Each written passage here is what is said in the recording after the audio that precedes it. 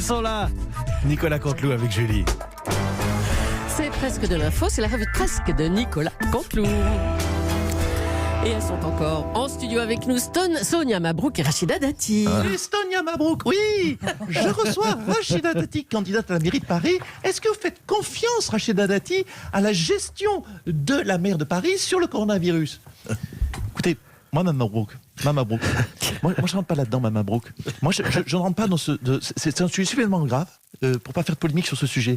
On n'a pas eu de réunion au-delà de ça. Hein. On n'a pas été avertis. Il y a que dalle. On va tous crever à cause d'Hidalgo. Et moi, je me polémique pas. Je rentre pas là-dedans et je fais pas une attaque de personne. Oui, sécurité et propreté. C'est le programme de Mme Buzyn. Propreté, sécurité, c'est votre programme. Quelle est la différence? C'est bonnet blanc et blanc bonnet. Moi, je rentre pas là-dedans, Mme Mabrouk. Moi, j'attaque pas la personne. Moi, j'attaque le bilan, Mme Mabrouk. Agnès Buzyn, elle a jamais voulu être maire. Hein, elle a été tirée au sort à plouf-plouf ou aux chaises musicales, on ne sait pas. Bref, elle déboule de nulle part, elle ne connaît rien, elle n'a même pas envie d'être là. Mais moi, je n'attaque pas la personne, Mme Mabrouk. Moi, quand on est opposé à une moularde ou une truffe, hein, qui n'a pas envie d'être là, eh bien, on a le devoir, Mme Mabrouk, de la respecter. Alors, comment vous allez faire pour combattre les ghettos, Mme Dati, à Paris? Les ghettos! Écoutez, moi, je ne rentre pas là-dedans. Hein. Moi, je vais vous dire une chose. Il y a de la cavalerie, il y a de la filouterie. Il y a de la filouterie, il y a de la cavalerie. Il y a de la filouterie, à Paris. Oui, mais vous-même, sur les logements sociaux, vous n'êtes pas clair. Vous n'avez que 2% de logements sociaux dans le 7e. Écoutez, moi, je ne rentre pas là-dedans. Moi, je rentre pas là-dedans. Je suis jamais rentré dans un logement social. Entendez? Je rentre pas là-dedans. Donc, vous me dites 2%. Bon, on va les supprimer, les 2%. Bon, en tout cas, tant qu'ils habitent dans des caves ou des sous-sols, enfin, je les ai pas vus, je les ai jamais vus. Moi, on peut augmenter les pourcentages. Et le vrai sujet, la vraie question, les terrasses chauffées, c'est mon dada. Les terrasses chauffées. Est-ce que vous êtes tous les terrasses chauffées à Paris? Écoutez, moi, je rentre pas là-dedans. D'abord, c'est dehors. Les terrasses chauffées, même, bon, mais je rentre pas là-dedans. Et puis, vous savez, il suffit d'un plaid, hein, un plaid, voilà, ça fait l'affaire, un Dior, un Saint-Laurent ou un Hermès. Hein. Moi, j'attaque pas la personne, mais je place ses copains. Voilà. Merci, Rachida Dati. À vous. Et je crois que Jean-Marie Le Pen voudrait intervenir. Oui, pardonnez-moi, je viens, une fois n'est pas coutume, d'écouter Europe One, et je viens d'entendre Mme Mabrouk et Rachida Dati. Et en plus, c'est présenté par Mathieu Blédard. Donc ça y est, vous avez vendu votre fréquence à Beurre FM, n'est-ce pas? Mais ça va pas, monsieur Le Pen. Oui, je sais. Ça peut vous paraître raciste, n'est-ce pas? Mais mettez-vous à ma place, n'est-ce pas? Oui. J'en bave, pardon. J'habite, oui, votre bonnette Europe 1 est humectée, n'est-ce pas? Oui, c'est bon. Sans lumière. Là. Comme mon pitbull, mon bulldog. J'habite Paris. Mettez-vous à ma place, j'habite Paris et Rachida Dati peut gagner. Mettez-vous à ma place, j'ai 91 ans, Mme Leclerc. Vous savez, je ne veux pas entendre à mon âge que ma mère s'appelle Rachida. Ma mère. Oui, ma mère. Ma mère. Vous l'avez, vous, monsieur Blédard, M-A-I-R-E. Oh là là là là. Bon, on l'a. pas vite à Europe 1, n'est-ce Ça a pas? pris du temps, mais on l'a. Allez. Merci, monsieur Le Pen. Tout de suite, Mathieu Béliard. À vous. Oui, bonjour, bienvenue, chers auditeurs sur Europe 1. Il y a l'ambiance, c'est Mathieu Béliard, bien sûr. L'info du jour, c'est le procès. C'est le procès de François Fillon qui a été reporté à cause de la grève des avocats. Décidément, entre Pénélope et les avocats, c'est vraiment l'affaire où personne ne fout rien. Voilà, c'est à vous d'enchaîner, Julie, parce qu'il y a un petit blanc là. Bah écoutez, il y avait du texte encore, hein. Bon, mais tant pis. J'ai pas la bonne version. Attendez. Ah oui, d'accord, on est sur la V7. J'étais sur la V6. Et oui, parce qu'on parlait beaucoup. Alors attendez. Non, il y a une nouvelle version. Oui, et puis l'autre info, bien sûr, c'est la France qui compte. Il manquait une version. Oui, c'est la France, merci Christine. C'est la France qui compte, c'est un vrai bordel, joyeux bordel. C'est la France qui compte deux nouveaux malades. Deux nouveaux malades. C'est deux nouveaux malades du coronavirus. La psychose dans les transports en commun va donc bientôt commencer. C'est frustrant, les grèves des transports en commun sont à peine terminées que maintenant c'est nous qui n'allons plus pouvoir y aller. C'est ballot. Du coup, je sais pas si ça va le coup de faire ce deuxième titre, parce qu'il n'est pas un top canon non plus. À vous, Julie. Merci Mathieu. Le coronavirus se répand en Italie, en Croatie, en Iran. Les cas se multiplient. On va suivre l'évolution de la situation en se connectant à la matinale de BFM TV avec Christophe Delay. Bienvenue sur BFM Télé, première chaîne info de France. Le coronavirus, de nouveaux cas, de nouveaux décès, de nouvelles crises économiques en perspective. Bref, on se régale. Tout pour faire un bon JT. On en parle tout de suite après ce jingle rassurant. Voilà, vous l'avez compris, ça va beaucoup mieux dans le monde. Nous partons,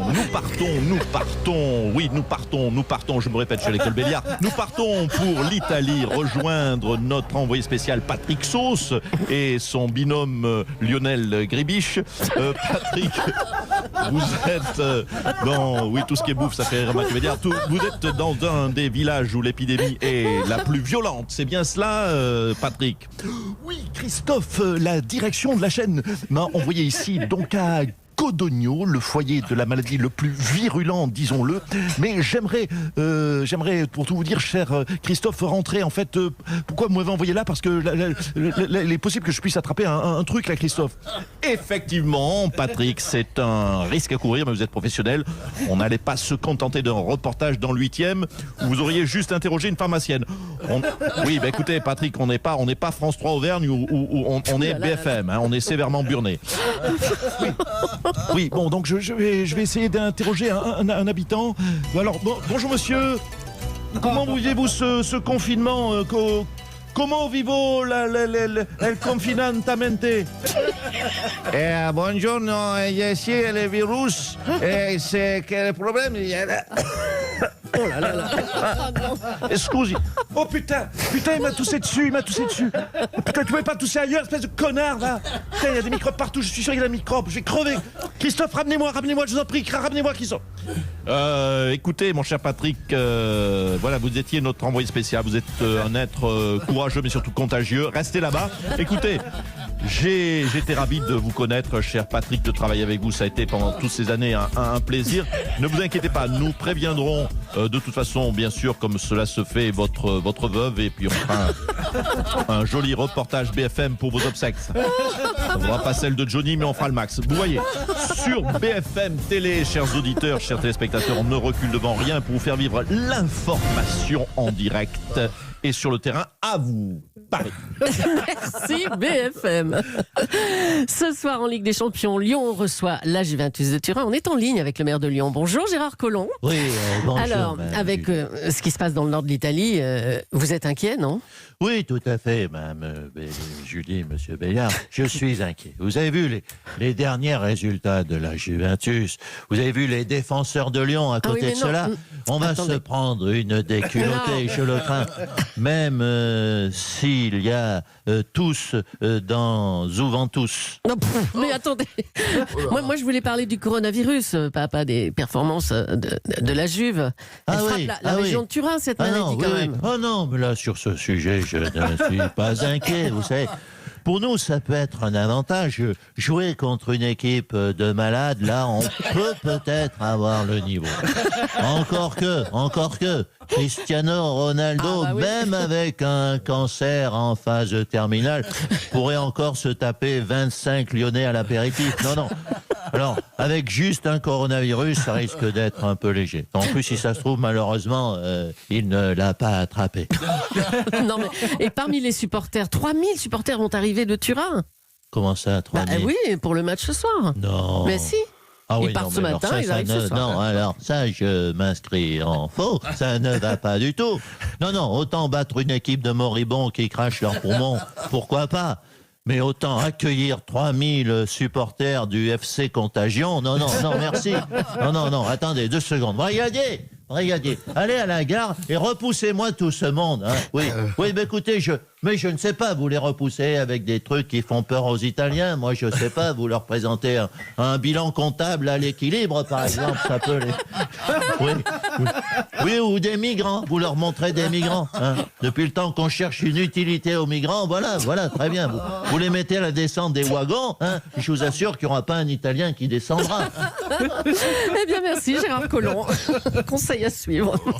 Allez, coronavirus en Italie, encore de l'autre côté de la frontière, on s'inquiète. 2017, notamment à Nice ou à Menton. Le virus peut-il passer en France? Éric Ciotti, c'est vous qui êtes député de ce département. Bonjour. Bonjour Madame Julie, bonjour Monsieur Béliard, bonjour à vos collègues concomitants. Et merci de me donner la parole. Une fois n'est pas coutume sur Europe 1. Écoutez, sur ce coronavirus, je le constate, le gouvernement ne fait rien. Au lieu de consacrer son énergie à lutter contre une pandémie mondiale, la ministre de la Santé, voilà, préfère démissionner pour aller remplacer un exhibitionniste qui montre son organe génitaux. Eh bien, je le dis, ce n'est pas sérieux. Éric Ciotti, vous êtes beaucoup à Paris en ce moment, je trouve. Hein?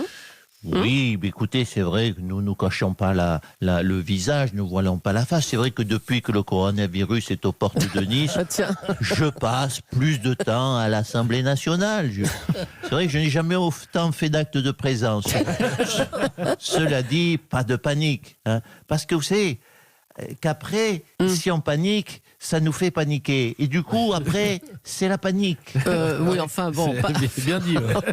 Oui, mais ça tombe sous le sens, mais ça va mieux en le Oui, mais disant. attendez, pas de panique. Vous avez déclaré, je crains qu'on soit submergé. Vous voulez rétablir le contrôle aux frontières, c'est ça? Voilà, il faut raison garder, on ne panique pas. Hein. Un ressortissant présente des signes de provenance italienne, comme du gel dans les cheveux, par exemple. Hein, ou une gourmette, ou une chemise ouverte avec 4 boutons.